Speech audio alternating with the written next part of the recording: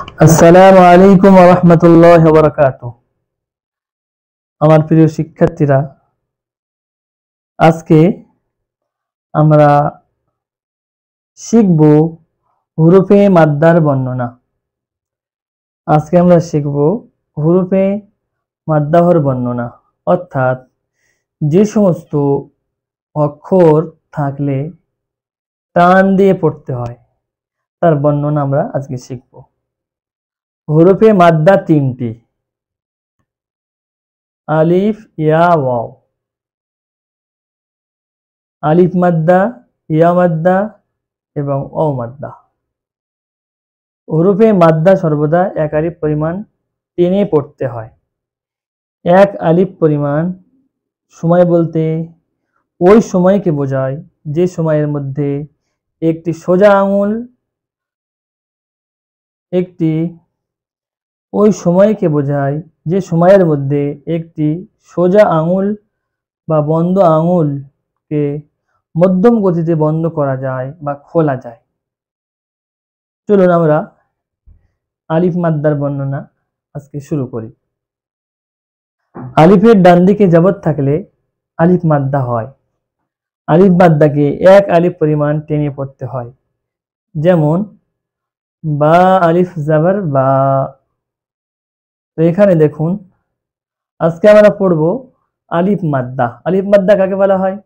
বলা হচ্ছে আলিফ মাদ্দা বলা হয় আলিফের ডান দিকে জবর থাকলে তাকে আলিফ মাদ্দা বলা হয়। যেমন এখানে এই আলিফ আছে এবং তার পূর্বের অক্ষর অর্থাৎ ডান দিকের অক্ষরের উপরে জবর আছে, একে বলা হয় আলিফ মাদ্দা।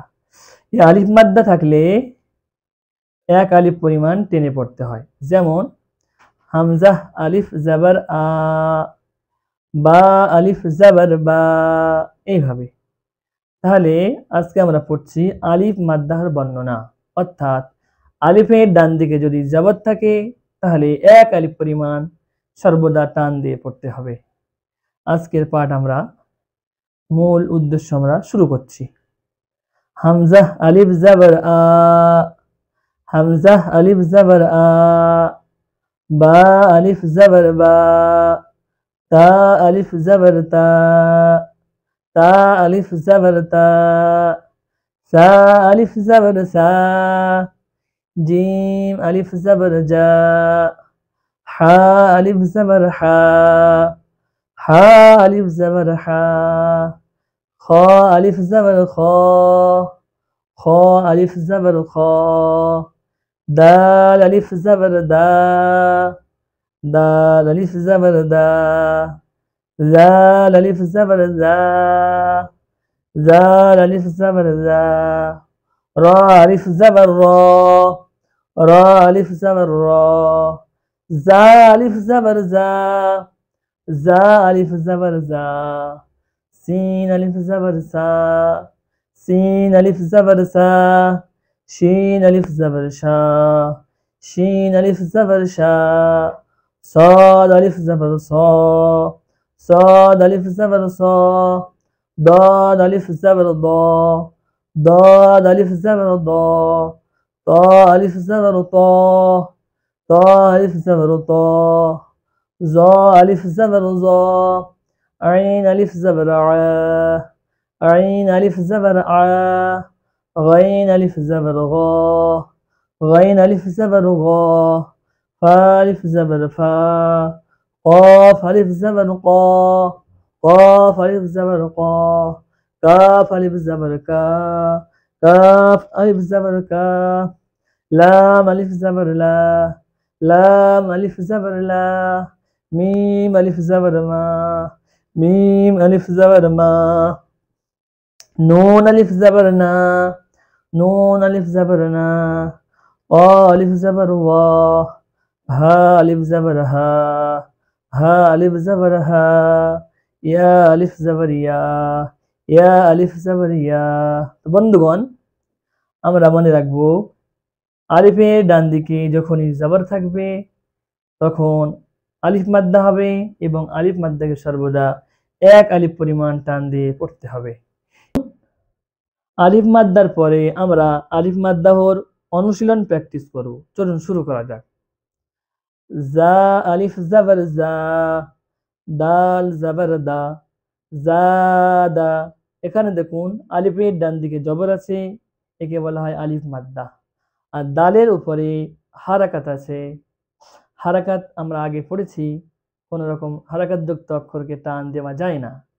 আর তার আগের অক্ষর আলিফ মাদ্দা আছে, এই জন্য এক আলিফ পরিমাণ টান দিয়ে পড়তে হবে। তাহলে এইভাবে পড়তে হবে, জা আলিফ জাবার জা, দাল জাবার দা, জাদা। খ আলিফ জাবার খ, ফা জাবার ফা, খফা, খফা। তা আলিফ জাবার তা, বা জাবার বা, তাবা। খেয়াল রাখতে হবে, যেখানে আলিফ মাদ্দা আছে সেখানেই কিন্তু এক আলিফ টান হবে। যে অক্ষরে জাবার জের কিংবা পেশ থাকবে সে অক্ষরে কোনো রকম টান দেওয়া যাবে না, যেমনটা আমরা পূর্বের পাঠে পড়েছি। তাহলে আমরা পড়ব, তা আলিফ জাবার তা, বা জাবার বা, তা বা। জিম আলিফ জাবার জা, হা জাবার হা, দাল জাবার দা, জাহাদা, জাহাদা। হা আলিফ জাবার হা, সিন জাবার সা, বা জাবার বা, হা সাবা, হা সাবা।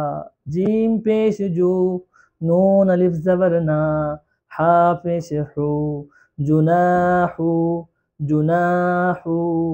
এখানে শুধুমাত্র নুন আলিফ জাবার না, এটাই হলো আলিফ মাদ্দা, শুধু এখানেই টান দিতে হবে।